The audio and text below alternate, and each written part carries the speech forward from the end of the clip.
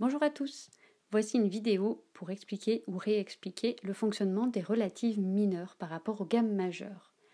Tout d'abord, une petite chose à savoir, c'est que chaque gamme majeure a sa propre relative mineure, c'est-à-dire toutes les gammes majeures ont une relative mineure qui lui sera associée.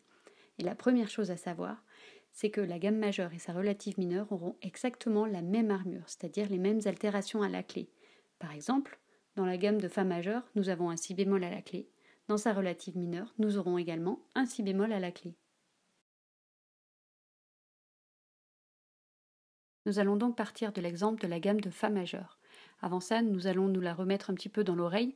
On va placer les degrés et les tons et les demi-tons. Fa, Sol, La, Si, Do, Ré, Mi, Fa.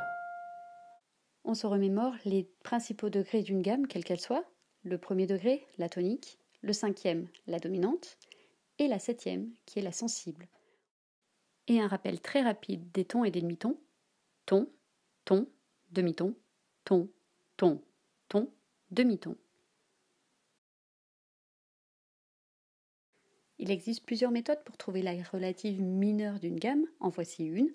On va partir de notre tonique, qui ici est le Fa, et on va descendre de 2 notes dans notre gamme, soit une tierce mineure, parce que nous avons un ton et demi. Exemple en image avec le piano. Donc ma gamme de Fa majeur,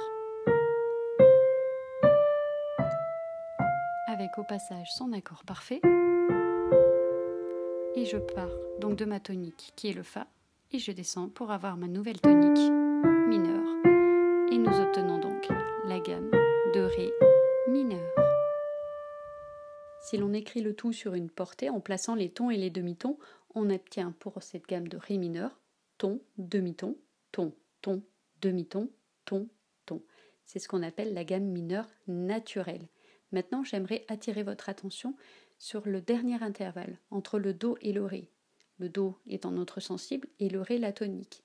Si vous vous rappelez bien, dans la gamme relative majeure, en Fa majeur, on avait entre la sensible et la tonique un demi-ton. Nous allons essayer de recréer ça à l'aide d'une altération. Nous allons isoler la sensible, ici le Do, et nous allons augmenter cette note d'un demi-ton, ici à l'aide d'un dièse. Et nous obtiendrons donc un ton et demi entre le Si bémol et le Do dièse, et du coup un demi-ton entre le Do dièse et le Ré. Un exemple en image avec le piano. Je pars de ma gamme de Ré mineur naturelle. J'observe qu'entre la sensible et la tonique, j'ai un ton. Je veux un demi-ton. Je prends la septième note de la gamme, je l'augmente d'un demi-ton avec le Do dièse et j'obtiens un demi-ton. On écoute en entier. Nous obtenons ainsi la gamme de Ré mineur harmonique. On peut noter la couleur un peu orientale donnée par cette seconde augmentée. Petit récap rapide de toute cette procédure. Tout d'abord, je pars de ma gamme majeure, j'en profite pour trouver l'armure car ce sera la même dans ma gamme mineure.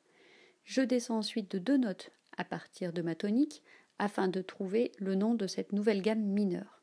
Ensuite, dans cette nouvelle gamme mineure, je vais prendre la sensible qui est la septième note de la gamme et je vais la monter d'un demi-ton à l'aide d'une altération. Ici, on a vu que c'était un dièse, mais ça peut être un bécard. Attention à bien regarder à la clé si votre sensible, elle n'a pas un bémol, auquel cas ce sera un bécard, pour la monter d'un demi-ton. Et ça y est, vous avez trouvé votre gamme relative mineure.